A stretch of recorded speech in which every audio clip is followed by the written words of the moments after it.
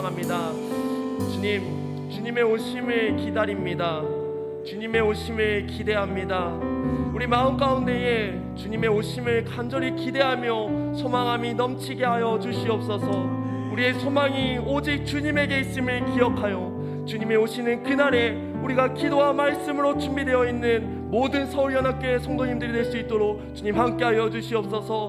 또한 주님의 말씀을 선포하시는 목사님 위해 기도합시다. 목사님께서 영육간의 강구함을 허락하시고 모든 사역 가운데에 주님의 사랑과 하나님의 사랑과 주님의 긍휼함이 있게 하여 주시옵소서. 또한 설교 말씀 가운데 함께 하셔서 그 말씀을 우리가 먹을 때마다 더 영적으로 성숙해 나가는 그런 시간이 되게 해달라고 이 시간에 우리 할렐루야로 기도하며 나가겠습니다. 할렐루야. 하나님 아버지 감사합니다. 아버지 이 시간에 주님의 오심을 기다리며 주님의 오심을 기대하며 나아갑니다. 아니 우리 마음 가운데에 아버지 주님을 바라보며 나아갈 수 있게 인도하여 주시옵소서. 아버지 우리 마음에 슬픈 마음이 있습니까? 아버지 뭔가 영혼이 병든 자들이 있습니까? 아니 이 시간에 주의 이름을 부르며 나아가는 모든 자들에게 아버지 치유와 아버지 그의 위로와 평안이 있게 하여 주시옵소서. 사랑해 주님, 아버지 오늘도 주님을 바라보며 주님을 의지하며 나아가는 우리 마음 가운데에 하나님의 역사하심이 있게 하시고 아버지 그 마음 가운데에 아버지 오늘 주님을 바라보며 소망하며 나아가는 아버지 그런 시간 될 수 있도록 인도하여 주시옵소서. 아버지 사랑해 주님, 아버지 이 시간에 우리 마음에 아버지 오늘 나아갈 수 있는 아버지 믿음의 시간 될 수 있게 하시고 아버지 주의 성령이 인도하여 주시옵소서. 아버지 그 말씀을 하시는 목사님에게도 함께 하셔서 아버지 그 말씀 가운데에 하나님 인도하심을 따라 아버지 나아가시기 인도하여 주시옵소서. 하나님의 말씀이 선포하는 아버지 시간 속에 아버지 우리 영역간의 강건을 가지고 아버지 더욱더 성장할 수 있는 성숙할 수 있는 아버지가 시간 될 수 있도록 인도하여 주시옵소서. 아버지 주님의 인생을 다시 한번 기억하며 나아갑니다. 하나님 함께 하시고 아버지 인도하여 주시옵소서. 이 모든 말씀 우리 주 예수 그리스도의 이름으로 기도하며 나아갑니다. 자, 이 시간 성찬 예식을 하도록 하겠습니다. 하나님을 믿고 그리스도를 따르는 여러분을 이 거룩한 식탁 위에 초대합니다. 주님께서 여러분과 함께 하시기를 간절히 바랍니다. 여러분의 마음을 우리 주님께 높이 드십시오. 이 시간 잠깐 주님께 우리 모두가 감사하십시다. 이 시간 성례 예식을 위해서 잠깐 기도하도록 하겠습니다. 다 같이 기도하시겠습니다. 전능하신 창조주 하나님, 언제나 주님께 감사함이 당연하고도 기쁜 일임을 고백합니다. 당신께서는 저희를 하나님의 형상대로 창조하시어 주님의 형상을 드러내게 하셨습니다. 저희가 주님을 멀리 떠나 있어도 주님은 언제나 우리를 사랑해 주셨습니다. 그러므로 이 시간 우리는 땅 위의 사람들과 하늘의 모든 권속들과 함께 당신께 찬양과 경배와 영광을 돌립니다. 우리 주 예수님의 이름으로 기도합니다. 아멘. 이 시간 성찬 제정하도록 하겠습니다. 예수께서 잡히시던 밤에 떡을 가지사 축사하시고 떼어 제자들에게 주며 말씀하시기를 이것을 받아 먹으라. 이것은 너희를 위하여 주는 내 몸이니 너희가 이것을 먹을 때마다 나를 기념하라고 말씀해 주셨습니다. 또 잔을 가지사 축사하시고 이것을 제자들에게 주며 말씀하시기를 너희가 이것을 받아 마시라. 이것은 너희를 위하여 주는 새 언약의 피니 너희가 이것을 마실 때마다 나를 기념하라고 말씀하셨습니다. 그러므로 우리는 그리스도를 통하여 이루신 하나님의 구원의 은총 안에서 우리의 영혼과 몸을 주님께 거룩한 산 제물로 드려 자신을 내어주신 주님과 하나 되어 하나님이 행하신 구원의 신비를 고백하면서 우리 하나님께 감사와 찬양을 돌립시다. 우리 다 같이 고백하겠습니다. 그리스도께서 죽으셨습니다. 그리스도께서 다시 사셨습니다. 그리스도께서 다시 오실 것입니다. 아멘. 이 시간 이 앞에 있는 떡과 포도주를 위한 성령의 임재 기원을 하도록 하겠습니다. 다 같이 기도하시겠습니다. 자비의 하나님, 당신의 성령을 여기 모인 우리 모두에게 부어주시고 이 앞에 차려놓은 떡과 포도주 위에 임하여 주시어서 이것들이 우리들을 위한 그리스도의 몸과 피가 되게 하시고 그의 피로 구원받은 우리들이 세상을 향한 그리스도의 몸이 되게 하옵소서. 당신의 성령으로 인하여 그리스도께서 다시 오실 때까지 우리가 그리스도와 하나 되게 하시고 서로 하나 되게 하시며 세상 사람들을 향한 목회와 선교에 있어서 하나 되게 하시고 그리스도께서 베풀어 주신 저 천국의 잔치에 즐겁게 참여하도록 인도하여 주옵소서. 예수님의 이름으로 기도드렸습니다. 아멘. 이 시간 성찬 분급을 하도록 하겠습니다. 여러분들 앞에 있는 성찬 분급 키트를 열어주시면 좋겠습니다. 자, 다 같이 우리 이 떡을 드시고요. 우리가 이 떡을 먹을 때 우리는 그리스도의 몸에 동참합니다. 아멘.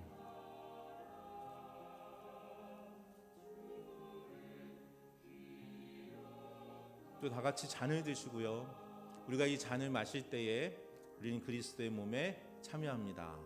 아멘.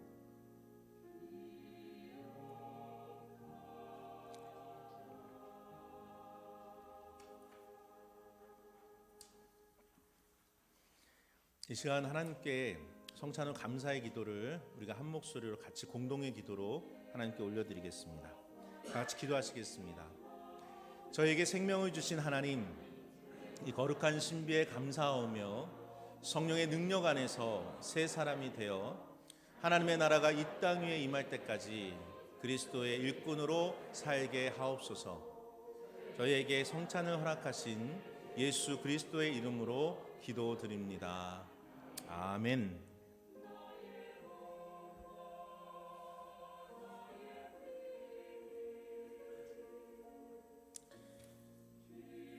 이 시간 성찬 예식을 마치고 성가대의 찬양이 있겠습니다.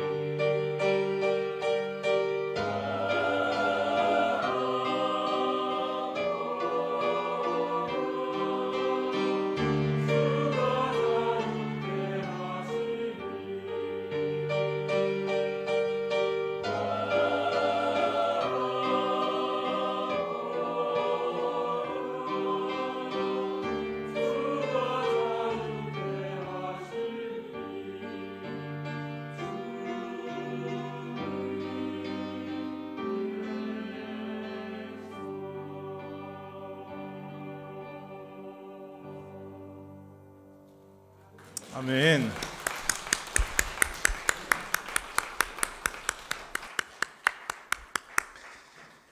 네, 귀한 성가대의 찬양에 감사를 드립니다. 주님의 오심을 기다리며 언제나 우리 마음 가운데 예수님께서 함께 하시기를 간절히 소망합니다.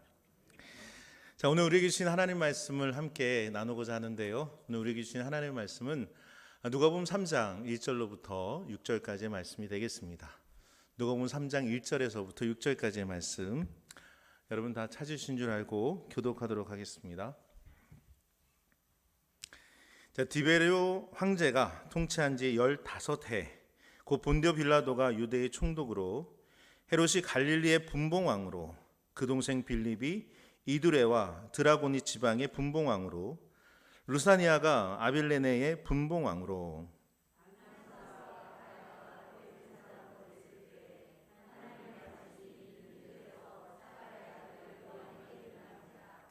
요한이 요단강 부근 각처에서 와서 죄 사함을 받게 하는 회개의 세례를 전파하니,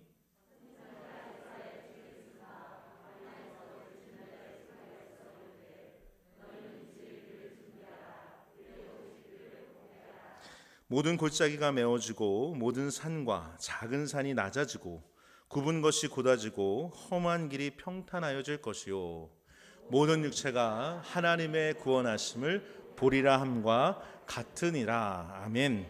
살아계신 하나님의 말씀입니다. 아멘. 아멘. 사랑합니다. 축복합니다.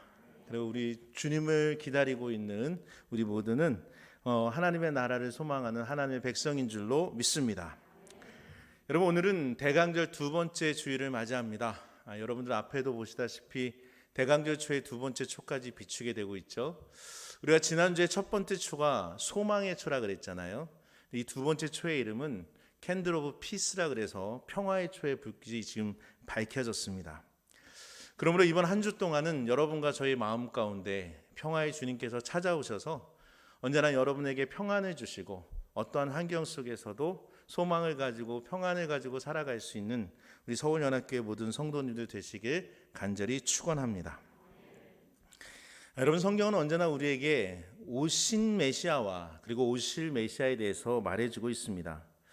특별히 여기에 등장하는 이 메시아 사상이라는 것은 유대계 전통에 있죠. 그들은 언제나 고통 가운데 있을 때 하나님께 부르짖었습니다. 그럴 때 하나님은 예언자들을 통해서 말씀하십니다. 어떤 말씀이셨습니까? 바로 그 메시아, 새로운 메시아가 도래하게 될 것이고 그가 오는 그날에는 너에게 구원이 임하게 될 것이라는 말씀을 여러 선지자의 말을 통해서 전해주는 것을 보게 됩니다. 특별히 오늘 본문에서도 보게 되면 많은 이스라엘 백성들이 오실 메시아에 대해서 기다리고 있었음을 보게 되죠. 여러분, 기다린다라는 것, 이것은 참으로 큰 의미가 있는 말입니다. 왜냐하면 기다릴 수 있다는 것은요, 희망이 있다는 말이기 때문에 그렇습니다. 여러분, 그 기다릴 줄 있느냐 없느냐가 우리에게 희망이 있느냐 없느냐의 차이라고 저는 그렇게 생각을 합니다. 여러분, 버스 정류장에서 버스를 기다리실 때에 버스가 올 것이라는 믿음이 있겠죠. 또 버스가 이곳에 도달할 것이라고 하는 소망이 분명히 있기 때문에 그곳에서 기다리게 되는 것이 아니겠습니까? 그러므로 이 기다림은 언제나 믿음과 소망과 같이 갈 수밖에 없는 것입니다. 따라서 우리가 대강절기에 우리에게 오실 예수 그리스도를 기다리고 있다는 것은 우리는 오직 예수님께 소망을 두고 있는 사람들이며 오직 예수님께 믿음을 가지고 그분이 분명히 오실 것이라는 확신을 가지고 살아가는 하나님의 백성들임을 증명하는 것이라고 저는 그렇게 믿습니다. 여러분, 그런데 구약의 성경들을 보게 되면 우리를 구원해 주실 그 구원자를 하나님께서는 반드시 보내주시겠다고 약속해 주셨습니다. 그 예를 좀 들어볼까요? 우리 같이 한번 읽었으면 좋겠는데요. 이사야서 먼저 7장 14절의 말씀 우리 다 같이 한번 읽겠습니다. 시작. 그러므로 주께서 친히 징조를 너에게 주실 것이라. 보라, 처녀가 잉태하여 아들을 낳을 것이요 그의 이름을 임마누엘이라 하리라. 아멘. 이 말씀뿐만 아니고요. 이사야서 9장 6절에서 또 이렇게 말씀하십니다. 이것도 같이 한번 읽어보겠습니다. 시작. 이는 한 아기가 우리에게 낳고 한 아들을 우리에게 주신 바 되었는데 그의 어깨에는 정사를 메었고 그의 어깨는 기묘자라 모사라 전능하신 하나님이라 영존하시는 아버지라 또한 평강의 왕이라 할 것임이라 라고 말씀하고 있습니다. 아멘. 여러분, 그렇다면 이제 오늘의 본문의 말씀으로 들어가면서 보면은요, 이스라엘 민족은 이 오실 메시아에 대한 기대를 가지고 기다림을 가지고 있을 때에 오늘 등장하는 한 사람이 있습니다. 그 사람의 이름은 세례 요한입니다. 여러분, 세례 요한과 그의 사역에 대해서는 사복음서 전체가 이야기해주고 있습니다. 그런데 이 누가복음만 틀린 게 있어요. 그것이 뭐냐면 1절과 2절을 보게 되면 어떠한 내용들이 나오고 있냐 하면 바로 그 당시 로마의 통치자의 이름이 나오고 있고 유대의 통치자들의 명단을 제시하고 있습니다.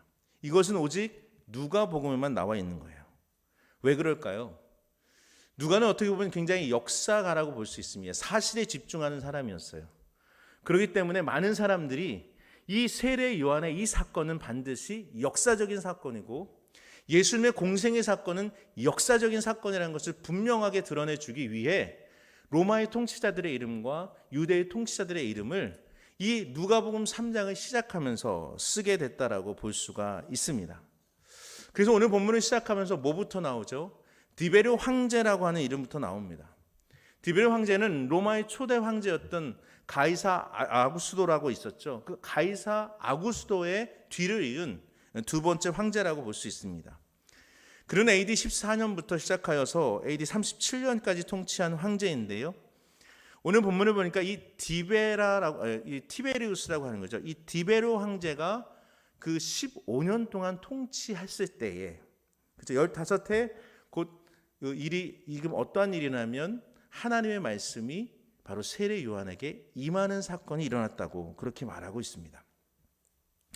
그런데요, 디베르 황제가 그 AD 14년에 왕권을 쥐게 되는데, 황제권을 쥐게 되는데, 가이사 아구스도라고 하는 그 첫 번째 황제와 함께 마지막 그 끝에 2년 동안은 함께 통치를 하게 돼요. 그러니까 AD 12년부터 통치를 하게 된 것이죠. 오늘 본문에 보게 되면 15년이라고 하면 맨 처음에 14년을 보면 AD 28년이 되지만 그 통치를 했을 때 먼저로 이것을 잡아 옮기면 약 AD 26년에 이 말씀이 바로 그 하나님의 말씀이 세례 요한에게 임하였다라고 그렇게 말할 수가 있습니다. 뿐만 아니라 이 종교적으로 본다면 지금 안나스와 그리고 가야바가 대제사장으로 있을 때에 하나님의 말씀이 빈들에서 사가랴의 아들 요한에게 임하였다라고 얘기하고 있습니다. 여러분, 율법적으로 먼저 대제사장은요 한 명이어야 됩니다. 율법적으로 보면 대제사장은 종신적이거든요. 그러니까 종신이 끝난 다음에 그 다음에 출연해야 되는데 본문에서 뭐라고 얘기하냐면 안나스와 가야바가 함께 대제사장을 있을 때에라고 하는 말을 쓰고 있지 않습니까? 이게 무슨 말이냐면 그 당시에 로마 정권이 들어오게 되면서 대제사장직을 누가 주냐면 로마 정권에서 주게 됐어요.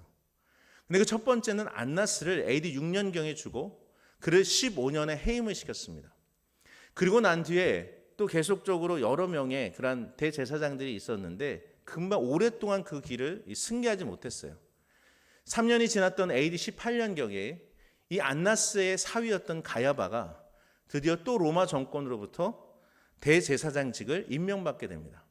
그러니까 결국 3년 뒤에 이 대제사장을 임명받았던 가야바가 정통을 본다면은 그가 공식적인 대제사장이었지만 그러나 이스라엘 민족 가운데서 있는 이 안나스는 공식적이진 않았지만 실질적인 대제사장의 역할을 감당하고 있었던 겁니다. 그러니까 실질적인 대제사장과 공식적인 대제사장이 있었기 때문에 굉장히 혼란스러운 그런 시대 속에서 바로 세례 요한이 나오게 된다는 것을 보여주는 것이죠. 정치적으로 혼란했을 뿐만 아니라 이렇게 종교적으로 혼란한 이때에 이 세례 요한이 이 어려운 시기에 사역을 감당했다는 것을 알 수가 있습니다. 자, 이러한 어떤 배경 속에서 하나님의 말씀이요 사가랴의 아들 요한에게 임하였다고 얘기합니다. 이 말이 무슨 말입니까? 세례 요한의 사역은 하나님의 말씀이 임해서, 다시 말해서 하나님으로부터 시작된 사역이라는 것을 보여주고 있는 겁니다. 그러니까 그의 사역의 시작이 자기가 하고 싶어서 한 것이 아니라 하나님께서 말씀하셔서 그 말씀에 순종하며 시작하게 됐다는 것이죠. 우리는 이것을 향해서 콜링이라고 얘기하고요, 하나님의 부르심이라고도 얘기하고 소명이라고도 얘기합니다. 즉 세례 요한은 하나님의 말씀을 받고 요단강 근처를 돌아다니며 죄 사함을 얻게 하는 회개의 세례를 선포하며 다녔던 것을 봅니다. 그런데 여기서 참으로 중요한 것이 무엇이냐? 하나님의 말씀이 요한에게 임할 때 어디에 있을 때 임했냐면 빈들에 있을 때 임하였다고 성경은 말하고 있거든요. 여러분, 빈들은 헬라어로서 에레모라는 단어를 쓰고 있는데 이것은 사람들이 거주하지 않은 불모지, 광야를 상징할 때에 이 에레모라고 하는 단어를 씁니다. 그래서 성경상에 있어서 이 광야는요, 언제나 하나님의 구원과 굉장히 밀접한 관계가 있습니다. 여러분, 하나님은 당신의 사람들을 준비시키실 때요, 어떻게 하시는지 아십니까? 항상 이 광야로 보내셔서 준비시키는 것을 봐요. 우리가 구약 성경에 봤을 때에 이스라엘 백성들을 구원하실 때도 마찬가지였습니다. 그냥 가나안 땅에 들어가지 하지 않으시고요, 광야라고 하는 이 40년 동안의 생활을 경험하면서 하나님의 함께 하심을 경험하게 하였고 신실하심을 경험하게 하신 후에 그리고 가나안 땅에 들어가게끔 하셨던 것을 우리는 볼 수가 있습니다. 여러분, 그러므로 이 광야라고 하는 것은 언제나 하나님의 사람들을 준비시키는 곳임을 기억하시길 바랍니다. 혹시라도 여러분들이 지금 광야 같은 그러한 시간을 보내고 있는 분들이 계시다면 지금 이 시간 하나님은 여러분들을 준비시키셔서 온전한 구원에 이르게 하시기 위한 그 준비의 기간임을 기억하시고 믿음으로 여러분의 이 광야의 시간을 이겨낼 수 있는 하나님의 백성들 되시기를 주의 이름으로 축원합니다. 여러분, 저는요, 하나님께서 우리를 부르시는 데에는 반드시 목적이 있다라고 믿습니다. 여러분과 저를 우리 서울연합교회에 부르신 데는요, 분명한 목적이 있겠죠. 여러분들을 임원으로 세워주시고 또 하나님의 몸된 이 제단을 세워나가도록 함께 신앙생활을 할 수 있도록 하신 데에는 저는 분명한 하나님의 목적이 있다고 믿습니다. 여러분, 오늘 본문에 나오는 이 세례 요한에게도요, 하나님께서 목적이 있었어요. 그 목적과 사명이 무엇이냐면 주님이 오시는 그 여호와께서 오시는 예수님이 오시는 그 길을 이 세례 요한에게 준비시키고자 하는 그 사명을 분명히 주셨다라고 저는 확신합니다. 그래서 하나님의 말씀이 세례 요한에게 임하게 되었고 결국 세례 요한은 요단강가를 돌아다니며 많은 사람들에게 회개의 세례를 선포하며 그들에게 세례를 준 것을 알 수 있죠. 여러분, 세례가 죄 사함의 수단과 도구가 된다는 것을 기억하시기를 바랍니다. 물론 세례 그 자체는 아니지만 그 세례를 통해서 우리는 죄 사함에 대해서 경험하게 되고 또 하나님과 동행하는 삶을 살아갈 수 있는 아주 중요한 순간이 바로 이 세례라는 거예요. 그래서 세례는 교회 안에서 매우 중요한 예식으로 자리 잡고 있습니다. 여러분, 세례를 할 때 세례 교육을 하게 되죠. 그런데 세례 받기 전에 항상 묻는 게 있습니다. 문답을 하는데 뭘 묻냐면 당신은 예수 그리스도를 당신의 구주로 영접하십니까? 이거를 영접하지 않는다면 우리는 세례를 줄 수가 없습니다. 왜냐하면 세례는 내가 죽고 내가 예수와 함께 죽고 내가 예수와 함께 다시 살며 이제는 나는 세상의 사람이 아니라 예수의 사람이 되었다는 것을 고백하는 시간이기 때문에 그래요. 그래서 세례를 받을 때 우리는 하나님의 자녀로 거듭나는 시간이고요. 또 하나는 우리가 공동체의 일원이 되었다고 하는 시간이 바로 이 세례입니다. 그래서 세례는 많은 사람들이 있는 그 앞에서 받는 게 맞습니다. 그리고 그 앞에서 인정받고 많은 사람이 공포하게 되죠. 뭐라고 공포합니까? 이 사람은 이제부터 우리 교회의 교인 명부에 기록하겠습니다 라고 얘기합니다. 왜? 이 사람이 이제 그리스도인이 되어서 우리 교회의 한 일원이 되었음을 축하해주고 경배해주고 찬양해주는 그 시간이, 격려해주는 시간이 세례의 시간이기 때문에 그렇습니다. 그래서 이번에 우리가 그 12월 25일 날에도 세례식을 하려고 합니다.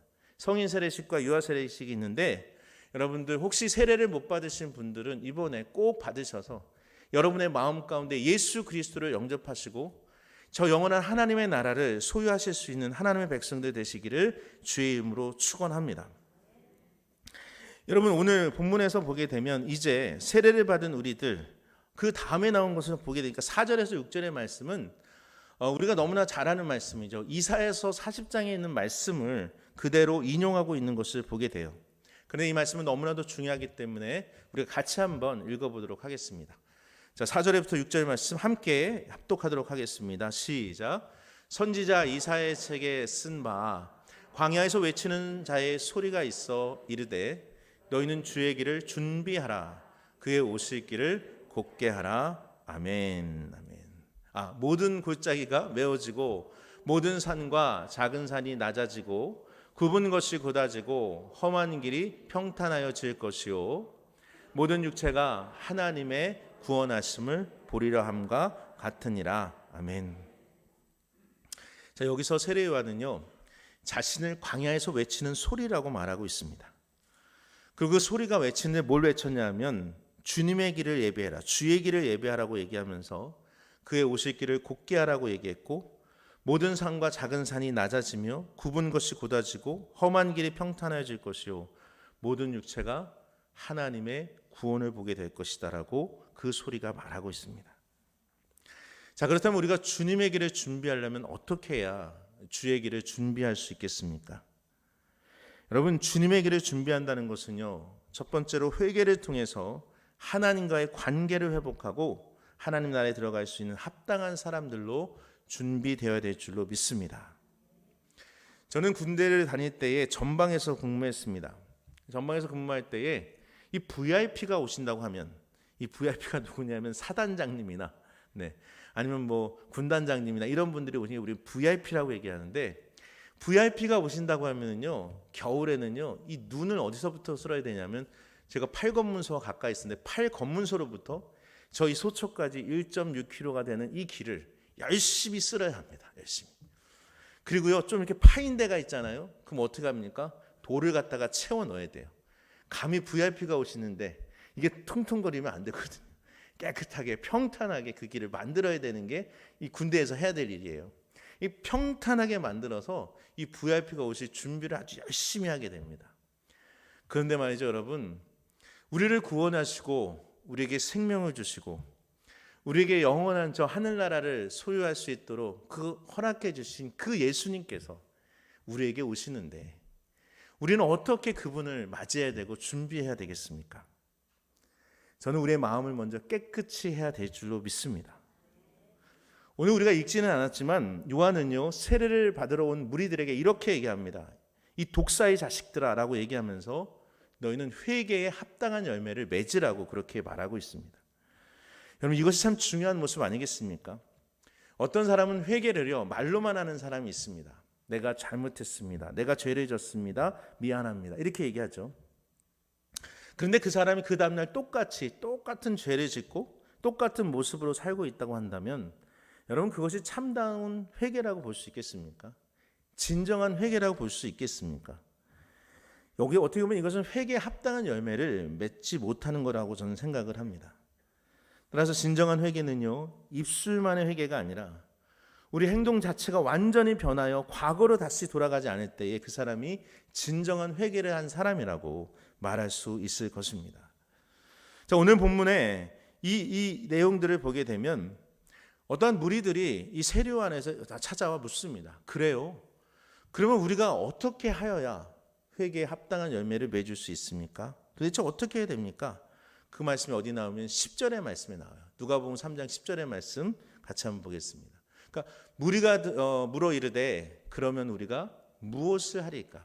어떻게 회개의 열매를 맺을 수 있습니까? 라고 하는 이 질문에 대해서 세례 요한은 대답합니다. 자, 11절 말씀이죠. 대답하여 이르되 옷 2벌이 있는 자는 옷 없는 자에게 나눠줄 것이요 먹을 것이 있는 자도 그렇게 할 것이니라. 그냥 말로만이 아니라 옷 2벌이 있다면 그 한 벌을 누구에게 나눠주고 뿐만 먹을 것이면 그것을 나눠야 된다라고 얘기합니다. 이뿐만이 아니라 이 세례 요한을 찾았던 세리들도요, 세례를 받고자 하였습니다. 우리는 도대체 어떻게 해야 됩니까? 라고 물었더니 13절에서 이렇게 얘기합니다. 이르되 부가된 것 외에는 거두지 말라. 세리들한테 얘기할 때는 부가된 것 외에는 거두지 말라고 얘기합니다. 이것이 의미하는 것은 뭐냐면 그 당시 세리들은요, 과하게 세금들을 거두어들여서 자신의 이익을 탐했던 것을 보게 됩니다. 그러니까 그러한 행위에서 너희가 돌아서야 된다라고 그렇게 말하는 것이 아니겠습니까? 세 번째로는 군인들이 찾아가 묻습니다. 어떻게 하여야 내가 회개에 합당한 열매를 맺겠습니까? 14절입니다. 군인들이 물어 이르되 우리는 무엇을 하리까 하며 사람에게서 강탈하지 말며 거짓으로 고발하지 말고 받는 급료를 족한 줄로 알라. 이렇게 얘기하고 있습니다. 그러니까 군인들에게 주고 있는 말씀은요, 아마 사람들을 위해서 강탈하는 이런 모습들이 있었던 것 같아요. 뿐만 아니라 이 사람들을 거짓말로 고발했던 모습들도 있었고요. 또 이 군인들이 이 사람들을 굉장히 힘들게 한 것은 급료가 적다고 다른 사람에게 착취했던 그러한 모습들이 있었던 것 같아요. 그러니까 이러한 모습을 가지고 있던 자들에게 지금 세례요한은요, 팡팡 터지는 사이다 같은 얘기를 하는 거 아닙니까? 야, 너네들 말이야, 그런 거 하지 마, 이렇게 지금 얘기하잖아요. 너희들 강탈하지 마, 남의 거 뺏지 말아라. 너 그렇게 다른 사람들을 착취하지 말아라. 세리들, 너희들 말이야, 네 부과할 것 말고 다른 거 부과하지 마라. 막 이렇게 얘기하니까 그 옆에서 보고 있던 이스라엘 사람들이 얼마나 기분이 좋겠습니까? 그 모습을 보면서 아마 그런 생각을 하셨을 거예요. 아, 이 사람이 정말 그리스도가 아닌가? 이 사람이 메시아가 아닌가? 그들이 기다렸던? 아니, 군인한테도 쫄지 않고 당당하게 너네들 강탈하지 말라고 얘기하고 그런 식으로 살면 안 되라고 얘기하는 그 사람을 보면서 아마도요, 다른 많은 사람들이 아, 이 사람이 메시아일 거다, 그러한 생각을 가졌던 것 같아요. 자, 그러면 어떻게 보면 세례 요한은요, 지금 많은 존경과 인기를 얻고 있어요. 이 인기와 존경을 얻으면 높아질 수 있는 그런 모습이 되지 않습니까? 그 인기와 평판 때문에 자기의 위치를 망각하고 오히려 진짜 예수님처럼, 메시아처럼, 그리스도처럼 보일 수도 있었을 것 같아요. 그런데 세례 요한은 그러지 않았습니다. 여기에 저는 세례 요한의 위대함이 있다라고 생각을 합니다. 세례 요한은요, 자기를 뭐라고 표현하고 있냐면 빈들에서 외치는 소리다라고 그렇게 말하면서 나보다 능력이 많으신 이가 오실 텐데 그분이 오시게 되면 나는 그분의 신발의 끈조차 풀기에도 어려운 사람이다 라고 얘기합니다. 여러분, 그 당시 신발의 끈을 푸는 것은요, 누가 하는 일이죠? 종들이나 하는 일이에요. 노예들이나 하는 일이에요. 근데 그 노예들이 하는 일조차도 나는 감당할 수 없는 그러한 사람이라고 지금 말하고 있지 않습니까? 세례 요한의 겸손함을 우리는 분명히 보게 됩니다. 저는 이것이 주님의 오시는 길을 준비하는 사람의 자세가 되어야 된다고 믿습니다. 주변에 보게 되면, 많은 인기를 가지게 되면, 내가 어떠한 것을 성취하게 되면, 이루게 되면 그것을 다 내가 했다고 하는 사람들이 참 많습니다. 자기를 높이고 자기가 무엇인가를 했다라고 하는 것을 보게 될 때에 우리는 그런 사람들을 교만하다라고 얘기하지 않습니까? 그런데 왜 사람들이 교만해지게 될까요? 여러분, 세상에 도는 얘기 중에 이런 말 있죠. 수학을 알면 분수를 알아야 되고, 국어를 알면 주제를 파악해야 된다, 이렇게 얘기하죠. 수학을 알면 분수를 알고 자기의 위치를 알아야 된다는 거예요. 그렇죠? 국어를 알면 주제를 파악하라면 그 말 아니겠습니까? 지금 세례 요한이 자신의 사명과 위치를 정확하게 알고 있던 사람이에요. 나는 광야에 외치는 소리다. 여러분, 소리는요, 한 번 외치게 되면요, 사라지게 돼 있어요. 여러분, 소리를 담을 수가 없어요. 요즘 뭐 레코딩 할 수 있으니까요, 녹음할 수 있잖아요, 이럴지 모르겠지만 여러분, 소리라고 하는 것은 한 번 외치면 사라질 수밖에 없는 거 아니겠습니까? 그런데 지금 세례 요한 자신에 대해서 나는 빈들에서 외치는, 광야에서 외치는 소리라고 그렇게 말하고 있는 것입니다. 여러분, 그렇게 하면서 자신이 이렇게 낮아지는 모습들을 우리에게 보여주고 있죠. 세례 요한 자신을 낮추는 모습을 보게 돼요. 여러분, 인간들 대부분은 어떤 일을 자기가 잘했을 때에, 어떤 것을 성취했을 때에 자신을 높이는데, 우리가 늘 기억해야 될 성경 말씀이 하나 있습니다. 여러분, 성경 필사 열심히 하신 줄 아는데요, 성경 필사 고린도전서 10장 12절 말씀 기억나십니까? 네, 아마 먼저 보여주시네요. 네, 그런즉 선줄로 알거든 넘어질까 조심하라. 선줄로 내가 생각하거든 넘어질까 조심하라고 말하잖아요. 우리가 교만하게 되는 것을 조심하라고 그렇게 말하는 것입니다. 여러분, 이 교만에 대해서 하나님은 굉장히 싫어하십니다. 자기를 낮추게 될 때 하나님 더 높여주시는 것을 보게 돼요. 오죽하면 예수님께서 이 세례 요한의 그 같은 모습을 보며 칭찬하시잖아요. 세례 요한은 여자가 낳은 사람들 중에 가장 큰 자라고 칭찬해 주시는 것을 보게 됩니다. 저는 하나 기대하고 소망하는 게 있습니다. 우리 서울연합교회 모든 성도님들만큼은 늘 이 세례 요한처럼 언제나 자신이 주어진 사명을 기억하면서 그것을 완수하고 교만해 되는 자들이 아니라 더욱더 겸손한 마음으로 또 자신의 위치와 자리를 지키며 광야에 외치는 소리처럼 나에게 주는 사명을 감당하고 근사하게 사라질 줄 아는 그러한 축복을 다 받으실 수 있게 되기를 바랍니다. 저는 이것이 참 중요하다고 생각합니다. 열심히 일하는 것도 중요합니다. 내 사명을 잘 완수하는 것도 중요합니다. 그런데 사명을 완수했을 때에 자기가 교만해지지 아니하고 소리처럼, 광야에 외치는 소리처럼 사라질 수 있는 것, 자신을 드러내지 아니하고 겸손하게 예수님만을 높이며 광야의 소리처럼 조용히 사라질 수 있는 그러한 근사한 사명자들이 다 될 수 있게 되기를 주의 이름으로 축원합니다. 여러분, 마지막으로 주의 길을 준비하기 위해서 우리가 해야 할 일이 있습니다. 그것은 바로 주님의 오심에 대해서 많은 사람들에게 선포해야 될 줄 믿습니다. 여러분, 우리가 주님의 사람들이라면 바로 세례 요한과 같은 예언자의 삶을 살아야 되지 않겠습니까? 예언자라고 하는 것은 다른 게 아닙니다. 많은 사람들이 예언하면 뭘로 하냐면 미아리 고개에서 돗자리 펴고 이것이 말이야 동쪽으로 가면 귀인을 만나 뭐 이런 거를 생각하시는데 그게 아니에요. 우리 기독교에서의 예언은 그게 아니라 진짜 예언은요, 하나님의 뜻을 내가 받아서 그 뜻을 다른 사람에게 전하는 것이 진짜 예언입니다. 그러니까 하나님의 말씀을 전하는 것이 진짜 예언이기 때문에 우리 모두는요, 여러분과 저는 다 예언자가 될 수 있어요. 우리가 참된 그리스도인이라고 한다면 하나님의 뜻을 깨달아 그것을 세상에 전하는 자들이 되어야 되지 않겠습니까? 저는 그리스도인을 정의 내리라면 이렇게 정의 내리고 싶습니다. 우리를 이 땅에 보내신 분의 뜻을 행하며 그분을 우리의 삶 속에서 드러내야 하는 존재가 그리스도인이어야 한다. 그렇다고 한다면 우리 그리스도인의 삶은 반드시 예언자적인 삶을 살 수밖에 없을 것입니다. 왜냐하면 예언은 하나님의 뜻을 깨닫고 다른 사람들에게 전하며 그 우리의 말과 행동으로 전하는 자들이기 때문에 그렇습니다. 그럼 여러분, 하나님의 뜻이 뭔지를 알아야 될 거 아니에요. 오늘 본문의 6절이 그것을 말해주는데 세 번역을 보면 이렇게 얘기하고 있습니다. 모든 사람이 하나님의 구원을 보게 될 것이다. 세 번역 6절 말씀을 보면 모든 사람이 하나님의 구원을 보게 될 것이다 라고 말씀해주고 있습니다. 여러분, 왜 세례 요한이 회개의 세례를 선포했겠습니까? 왜 주의 길을 준비하라고 말했었겠습니까? 왜 회개에 합당한 열매를 맺으라고 외쳤었겠습니까? 다른 것이 아닙니다. 세례 요한이 그렇게 말한 가장 큰 이유는 우리를 살리기 위해서, 세상의 모든 사람들이 하나님의 구원을 보게 하기 위해서 그렇게 주의 길을 준비하라고 회개의 세례에 합당한 열매를 맺으라고 외쳤던 것으로 저는 그렇게 믿습니다. 여러분, 이것이 하나님이 원하시는 뜻입니다. 복음이 증거되는 것이 하나님이 원하시는 뜻입니다. 그러므로 그리스도인들은 하나님의 일을 위해서 이 세상에 파견된 존재임을 늘 기억하면서 날마다 하나님의 말씀 앞에 자기를 묵상하며 자기의 삶을 다시 한번 되짚어보고 내가 하나님의 뜻에 어긋나며 살았다고 한다면 여러분 철저히 회개하실 수 있게 되기를 바랍니다. 그리고 올곧은 하나님의 사람으로, 정직한 하나님의 사람으로 회개의 열매를 맺으며 살아가게 될 때에 세상의 모든 사람들이 우리를 보고 진정 주님께로 돌아오는 역사가 있게 될 줄로 믿습니다.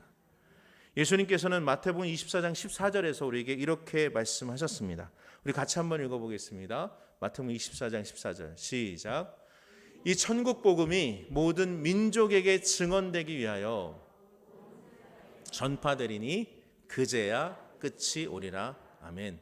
무슨 말씀이십니까? 천국 복음이, 하나님의 복음이 많은 사람들, 모든 민족에게 전해지게 될 때에 이 마지막 때가 온다고 얘기하는 겁니다.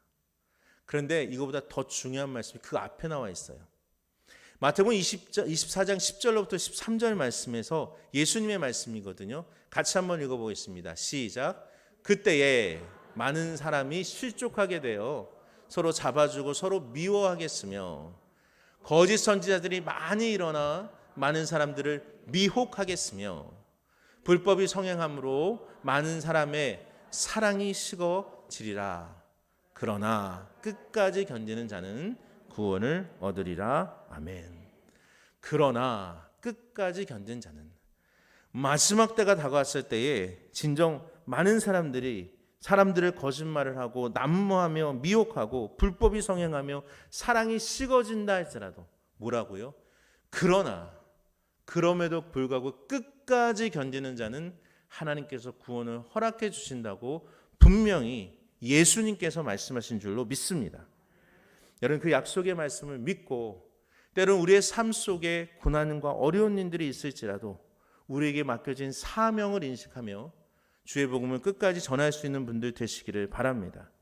저는 우리 서울연합교회 모든 성도님들이 주님이 다시 오시는 그날까지 주님의 길을 준비하면서 내가 그리스도인이라고 하는 인식을 가지고 날마다 거룩함을 추구하며 더 나아가서 사회의 부조리와 악에 대해서는 싸워 이겨야 하겠지만 또 회개의 열매를 맺고 또 주의 복음, 이 천국 복음을 전파하는 그 일에 힘써 노력하시는 여러분과 제가 되기를 주의 이름으로 축원합니다.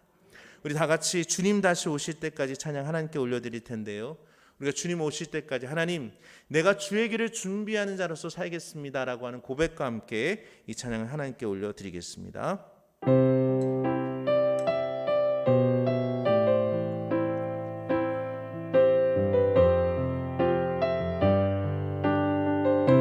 주님 다시 오실 때까지, 주님 다시 오실 때까지 나는 이 길을 가리라. 좁은 문 좁은 길 나의 십자가 지고 나의 가는 이 길 끝에서 나의 가는 이 길 끝에서 나는 주님을 보리라. 영광의 내 주님 나를 맞아주시리, 나를 맞아주시리. 아멘.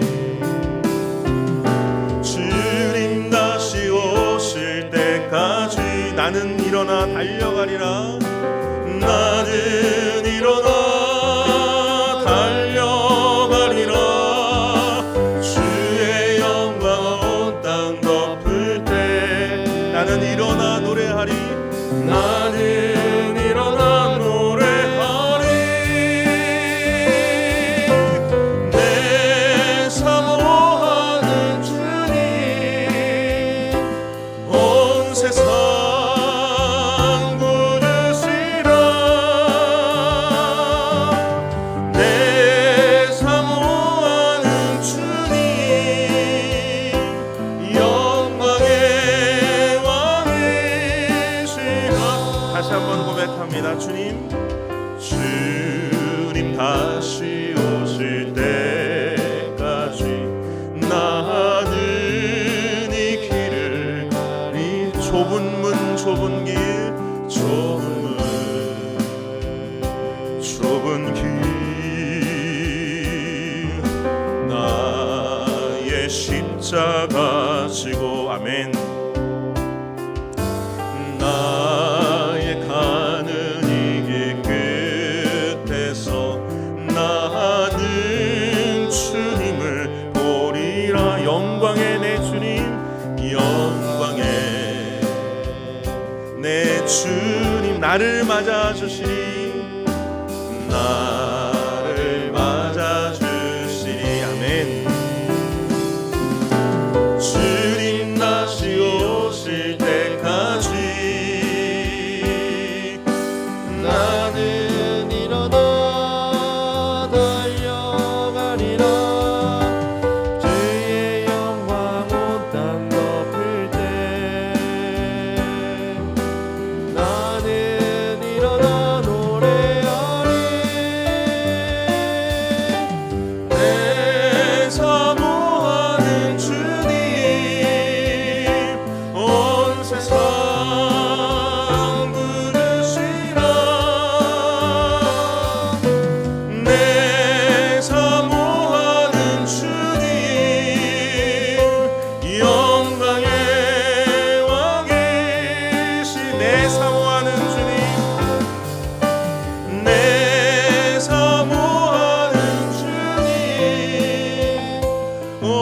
세상 부르시라.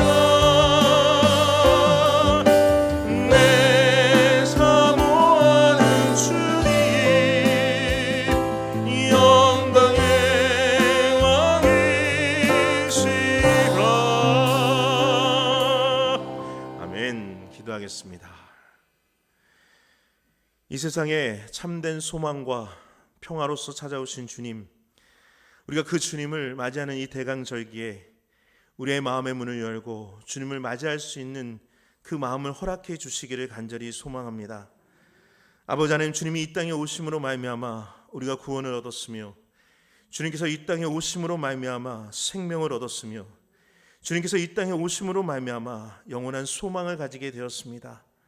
아버지 하나님, 간절히 소망하기는 우리 모두의 마음 가운데 주님 찾아와 주시옵시고, 당신의 평안이 우리 사랑하는 성도들의 마음 가운데 임재할 수 있도록 인도하여 주시어서 세상이 아무리 시끄럽고 어려운 이 세상 속에서도 하나님을 의지하며 주님이 주시는 평안으로 날마다 승리하며 살아갈 수 있는 우리 성도들 될 수 있도록 붙잡아 주시옵소서.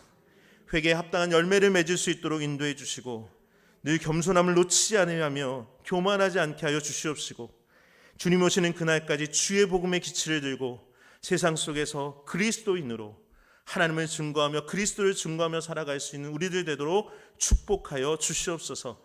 주님, 이 시간 귀한 예물을 주님 앞에 드리옵니다. 아버지 하나님, 예물을 기뻐 받아 주옵시고, 하나님의 나라와 그 영광을 위해서 드리는 예물이오니 아버지 하나님, 이 예물이 많은 죽어가는 영혼들을 살릴 수 있도록 인도하여 주시옵시고, 하나님의 뜻대로 아름답게 사용되어질 수 있는 예물들 되도록 축복하여 주시옵소서. 특별히 물질이 우리의 삶의 이 신앙에 걸림돌이 되지 않도록 인도하여 주시옵시고, 오히려 우리가 주님 앞에 드려지는 모든 것들을 기쁨으로 드릴 수 있는, 인색함으로나 억지로 드리는 자들이 아니라 하나님께 기쁨으로 헌신할 수 있는 믿음의 백성들 될 수 있도록 역사하여 주시옵소서. 주님의 신이 언제나 우리 성도들 붙잡아 주시고 삶을 주장해 주셔서 아버지 하나님, 세상의 그 어떠한 권세도 아버지 하나님 능욕지 못하며 아버지 하나님 침노치 못하는 그러나 하나님의 백성들의 가족들이 되도록, 가정이 될 수 있도록 지켜 보호하여 주옵소서. 이 모든 말씀 우리 주 예수 그리스도의 이름으로 간절히 기도드렸사옵나이다. 아멘.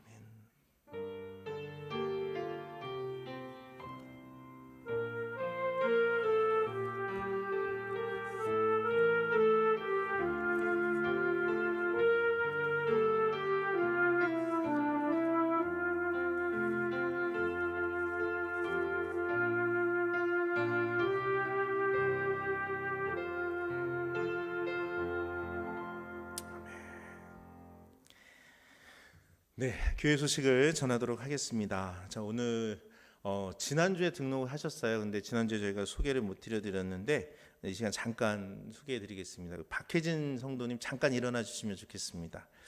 네, 우리 찬양 좀 하나 같이 할까요? 같이 축복하면서 찬양하기 원합니다.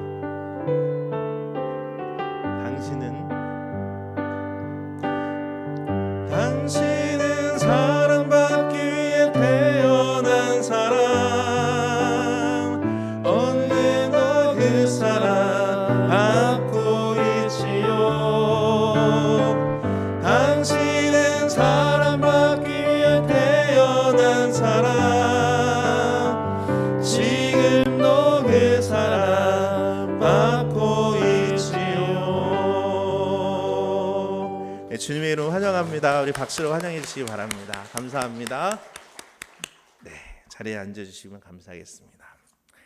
자, 이제 우리 교회가 이 대강절기 두 번째 주간을 맞이했습니다. 대강절기는 주님의 오심을 기다리는 절기입니다.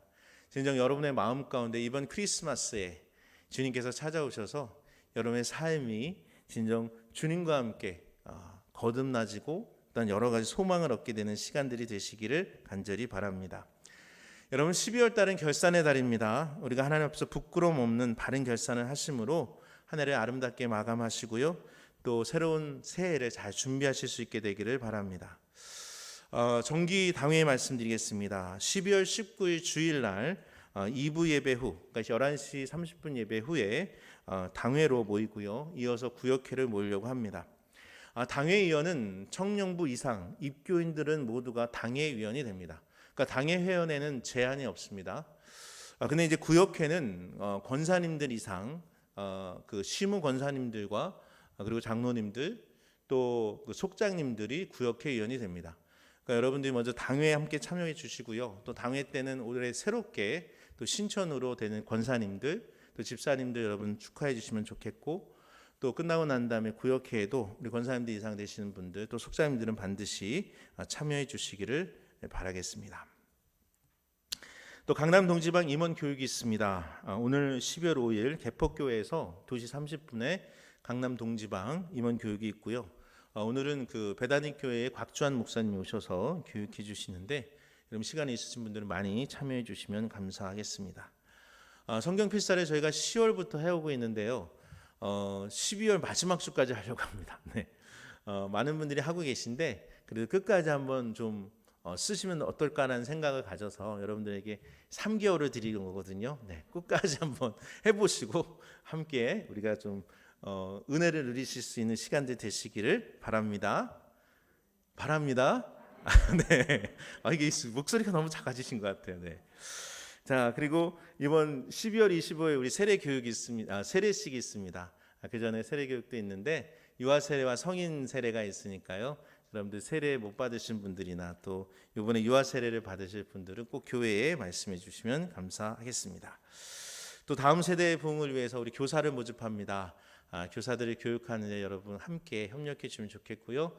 우리 어린이들이 또 청년들이 중고등학생들이 하나님을 꼭 믿었으면 좋겠어요. 세상을 살아가는데 여러분 가장 중요한 게 뭐라고 생각하십니까? 전 돈도 아니고 건강도 아니고 더 중요한 게 뭐냐? 바로 하나님을 믿고 살아가는 것이다 라고 믿습니다. 이 세상의 삶은 한정적이잖아요.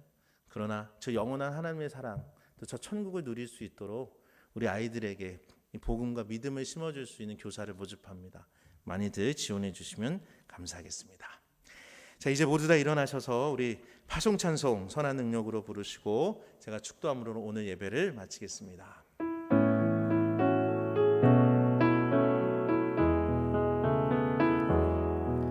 주 선한 능력으로 와주시네 그 크신 발로 날 붙드시네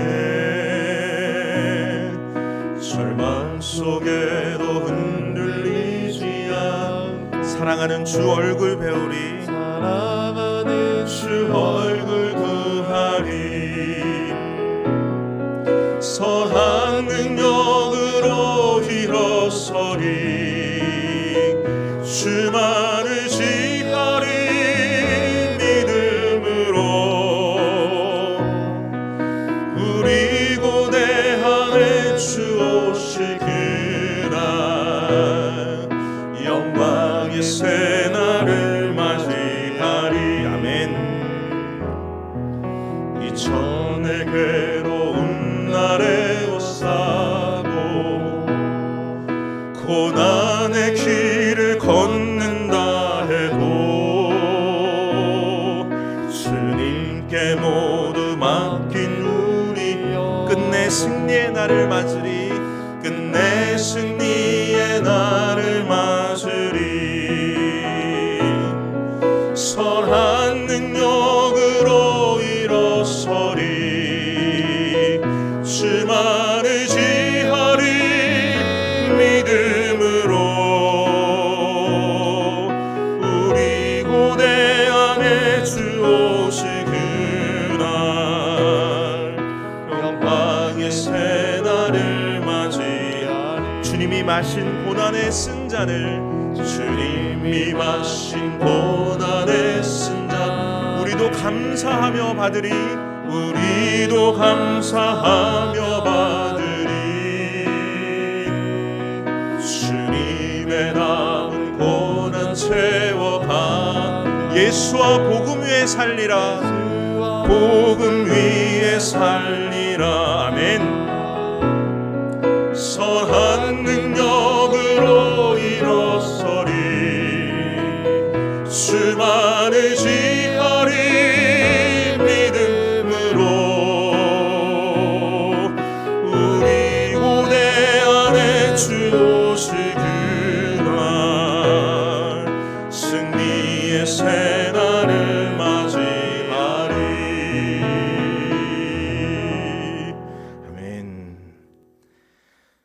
사랑의 주님, 주님이 오실 그날을 기대하며 우리가 날마다 주님을 모실 준비를 할 수 있는 주의 백성들 되게 하여 주옵소서. 회개에 합당한 열매를 맺게 하여 주시옵시고 늘 겸손한 마음으로 하나님을 섬길 수 있도록 인도하여 주시고 주님 오시는 그날까지 복음의 기치를 들고 많은 영혼들에게 주의 복음 전하는 하나님의 백성들 되게 하여 주옵소서. 이제는 우리 주 예수 그리스도의 은혜와 하나님 아버지의 극진하신 사랑하심과 성령의 감화 감동 역사 인도하심이 오늘 주님 앞에 나와 예배를 드리며 우리의 마음 가운데 주의 길을 준비하기를 소망하며 주님 앞에 깨끗한 자로 서겠노라. 진정 하나님의 복음을 외치며 살아가겠노라. 그리고 언제나 주님만을 높이며 겸손한 자로 살아가겠노라 결단하며 돌아가는 사랑하는 성도들 머리 위와 이들의 삶과 가정과 자녀들과 사업들 위해 이제부터 영원토록 영원히 함께하여 주시기를 간절히 축원하옵나이다. 아멘, 아멘.